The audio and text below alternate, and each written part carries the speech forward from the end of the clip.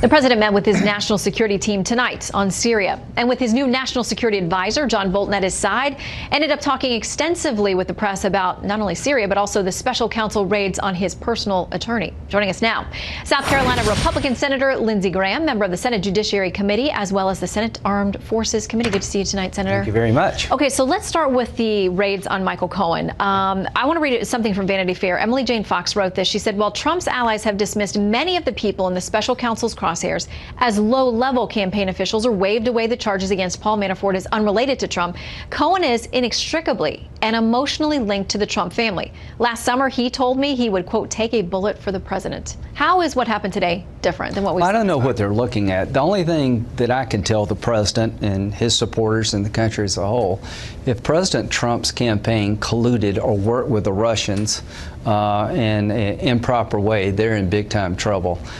If that didn't happen, most of this won't matter. Stormy Daniels is not going to matter. I don't know what the NDA was all about. Michael Cohen may have done something he shouldn't have done in terms of that legal transaction. But the one thing President Trump needs to be assured of, if he didn't work with the Russians, the American people will see through all this. If he did work with the Russians, he's in trouble, and I've seen no evidence that he did. And he's maintained all along that he wants this to wrap up. He said he wants to talk to Mueller because he says he's confident that they won't find anything. I mean, listen, his attorneys are going to fight with him about that. That apparently has been a big point of contention. But here's the point. If the Trump campaign in some way received help from the Russian government, Russian intelligence services, WikiLeaks, coordinated with them, that's a big deal, and they'll pay a heavy price. All of this other stuff is just background noise. The obstruction case, if Trump didn't collude with the Russians, why he fired Comey really doesn't matter, because he could fire Comey for the way he looks. So the only thing I've ever really been concerned about is whether or not the campaign coordinated their efforts with the Russian intelligence services or some ally of Russia, and I've seen no evidence of that yet. This Michael Cohen thing, if it's not related to Russia, if I were Trump, I wouldn't worry about it. All right, I want to play a little bit of what Molly Hemingway had to say on Special Report tonight, talking about Mueller and the fact that he seems to be feeling pretty confident these days. Here's what she said. Mueller is unafraid. And it's worth remembering that he was also unafraid when he botched the anthrax investigation by targeting the wrong person, a blunder that cost taxpayers quite a bit of money. I think at this point there is definitely a burden of proof that the FBI, Department of Justice, and special counsel have to meet. President Trump talked about some of the conflicts of interest that are there, and Rosenstein actually has quite a few of them. He actually talked about him tonight when he was asked whether or not, why haven't you fired Mueller? And he did talk about that. He didn't give an answer there, but then he went on to talk about Rosenstein. And so clearly these two men are on his mind. So I remember the Ken Starr investigation. The Democrats went after Ken Starr, that is a Republican hack, that everybody that worked for Ken Starr was a Republican.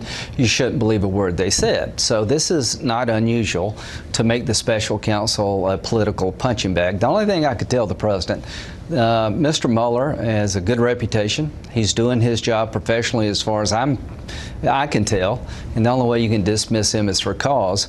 And again, if you didn't collude with the Russians, you got nothing to worry about. The only way you could get in trouble is to take the law in your own hands, and Richard Nixon tried that. It didn't work out well. No, it did not. Okay, I want to ask you quickly about Syria. In the wake of the chemical attack last week, the president has publicly called out Putin, Russia, Iran for their involvement. Tonight, your colleague, Senator Mike Lee, had this to say. He says, if we do put together a response for them. He says, if the response is going to include military force, the President of the United States should come to Congress and ask for authorization before military force is used. What's your take? I think Mike Lee's been wrong about almost everything related to this war, and I like him a lot. The Congress declares war. The President can't do that. We've only had 5 declarations of war in the history of the country. The President, as Commander-in-Chief, has all the authority he needs under Article 2 to go after enemies of this nation. How many people, Mike, does a guy have to kill by chlorine gas until the world gets upset? The president can't rely on the United Nations. It's a feckless body when it comes to rogue regimes. Vote tomorrow. Yeah, but what will they vote? think? Nothing will happen. The only thing that can happen is for President Trump to lead a coalition of the willing, the Arabs and Europeans, to go in and destroy every air base that Assad owns. If I were president, there would be no runway available to the Syrian Air Force. There'd be no planes available, and I'd make Assad a target because he's a war criminal. So this president, Donald Trump, has brought North Korea to the table because he's been tough. This president's got the Iranians worried because he's tough. Here's what he has to accomplish.